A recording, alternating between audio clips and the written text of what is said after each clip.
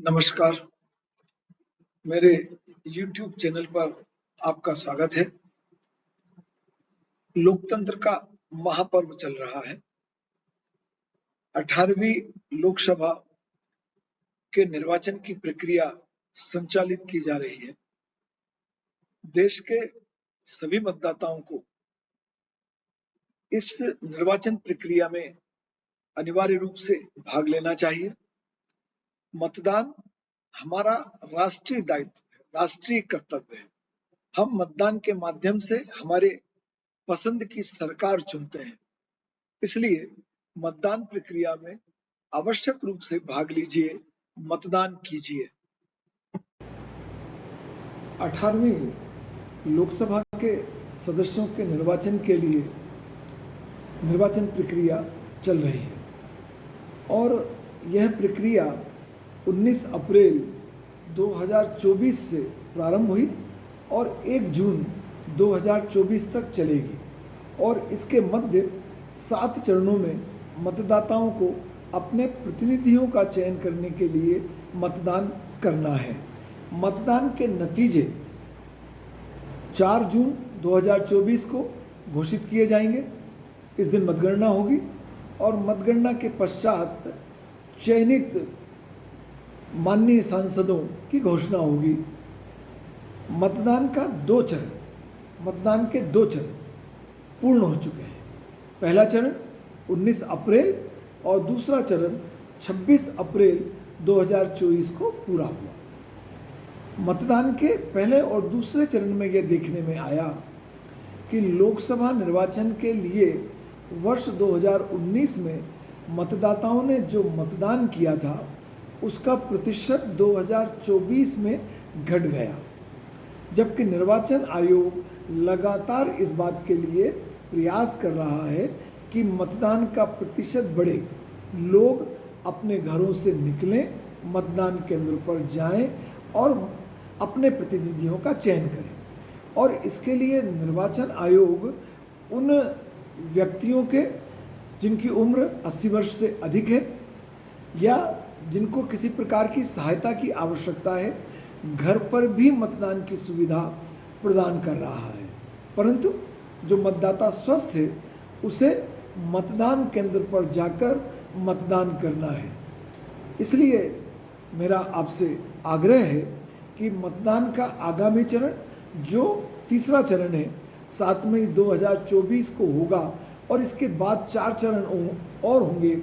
कृपया सभी चरणों में जाकर अपने मताधिकार का जरूर प्रयोग कीजिए, मतदान कीजिए। यदि मध्य प्रदेश में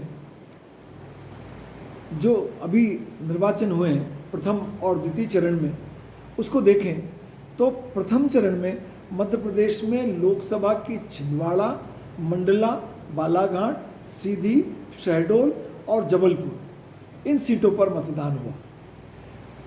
2019 और 2024 के मतदान के अगर आंकड़ों की गणना करें तो छिंदवाड़ा में 3.24%, मंडला में 4.84%, बालाघाट में 4.95%, सीधी में 13.32%, शहडोल में 10.62% और जबलपुर में 8.91% मतदान वर्ष 2019 के मतदान की तुलना में कम हुआ। सबसे कम मतदान मध्य प्रदेश के संदर्भ में घटकर मतदान सीधे में हुआ, 13.32% घट गया और छिंदवाड़ा में केवल 3.24% घटा। जबकि मतदान बढ़ाने के लिए निर्वाचन आयोग लगातार प्रयास कर रहा है अपनी गतिविधियों के माध्यम से। प्रथम चरण की तुलना में मध्य प्रदेश और पूरे देश में द्वितीय चरण में मतदान और घट गया। वर्ष 2019 के संदर्भ में हम इसे समझने का प्रयास करेंगे। मध्य प्रदेश में द्वितीय चरण में खजुराहो, दमोह, टीकमगढ़, सतना, रीवा और होशंगाबाद संसदीय क्षेत्र में मतदान हुआ।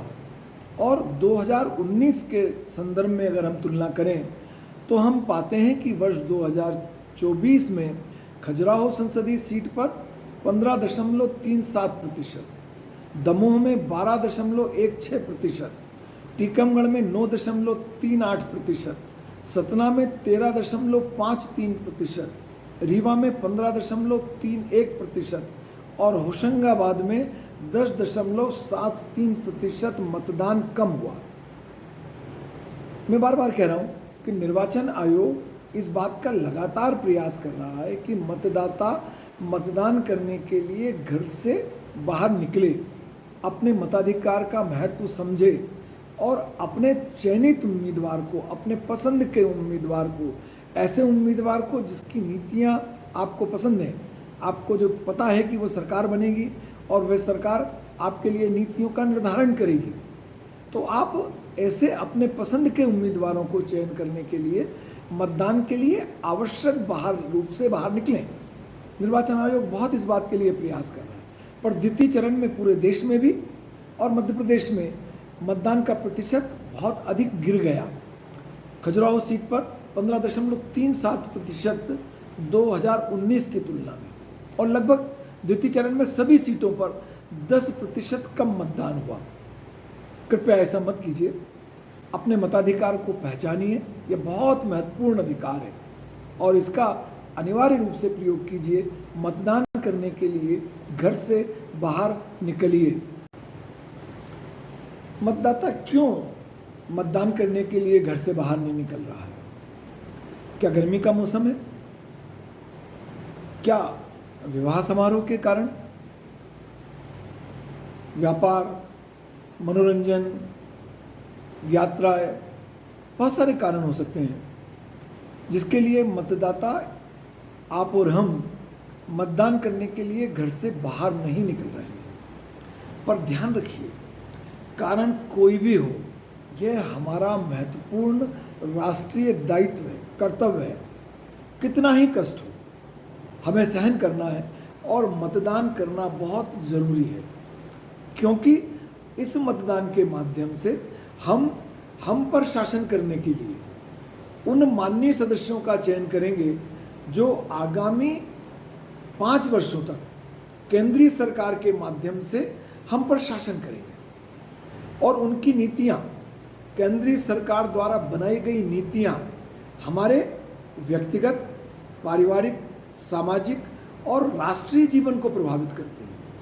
और केवल इतना ही नहीं, केंद्रीय सरकार की नीतियां अंतर्राष्ट्रीय स्तर पर हमारे अर्थतंत्र की मजबूती, राष्ट्रीय सुरक्षा और अंतर्राष्ट्रीय क्षेत्र में देश के सम्मान को भी सुनिश्चित करती है।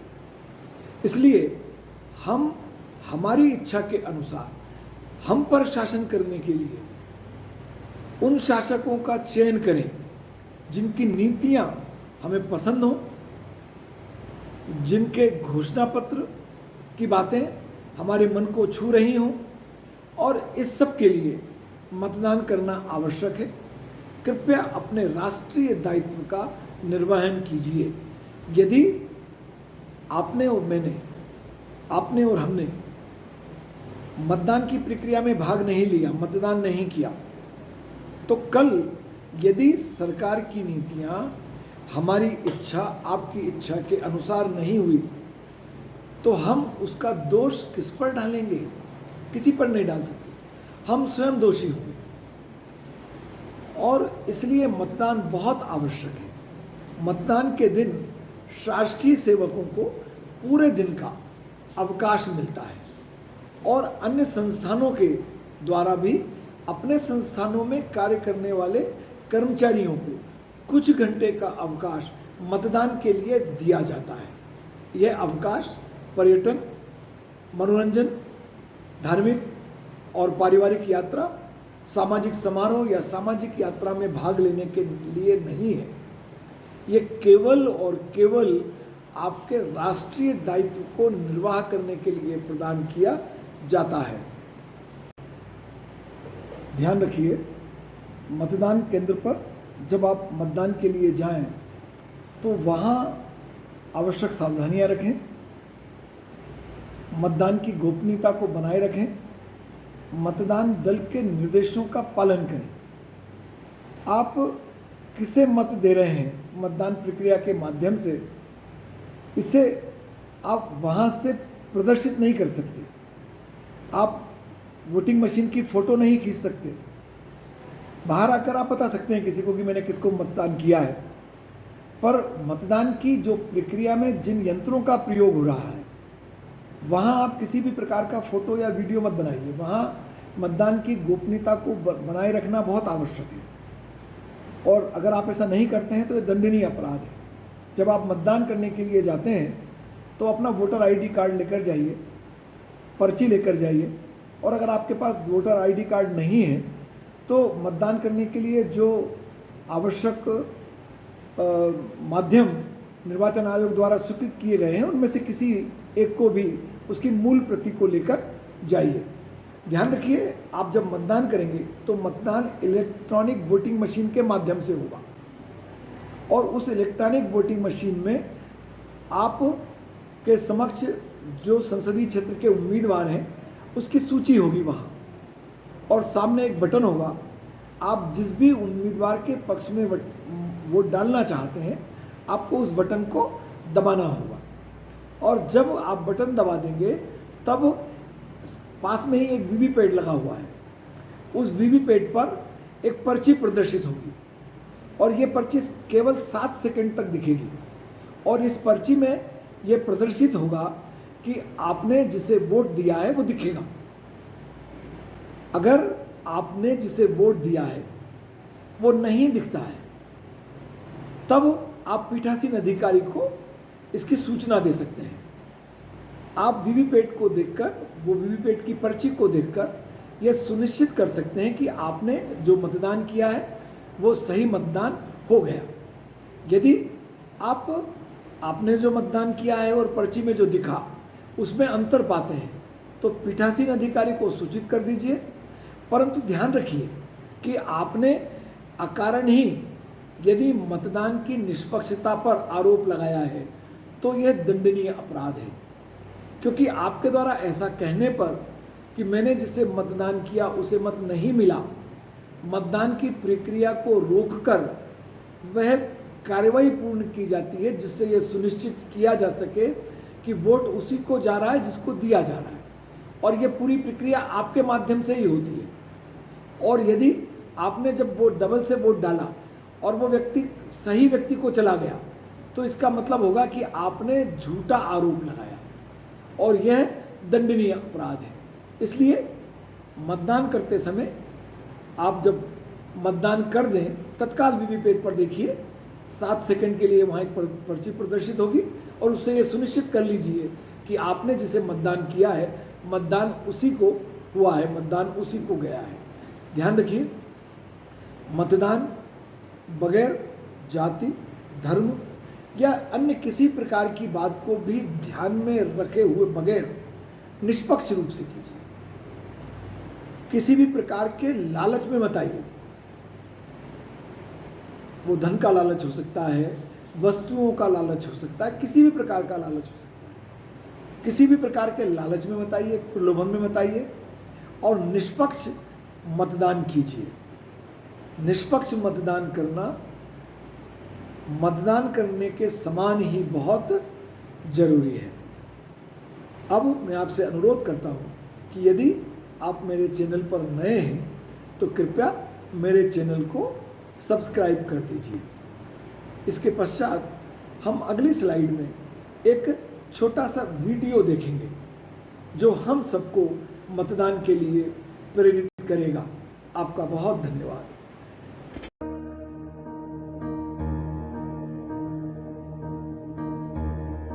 अरे कल्याणी, कहाँ जा रही हो सुबह सुबह? अंकुर, अरे आज वो वोटिंग है ना, तो बस वोट देने जा रही हूँ। तुम भी चलो। नहीं यार, आज छुट्टी के दिन भी बॉस ने काम पर बुला लिया तो वहीं जा रहा हूँ। अगर शाम तक फ्री हो गया तो ठीक है, नहीं तो रहने दूंगा।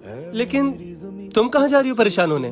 वहाँ काफी भीड़ होगी, और तुम ऐसी हालत में मतलब?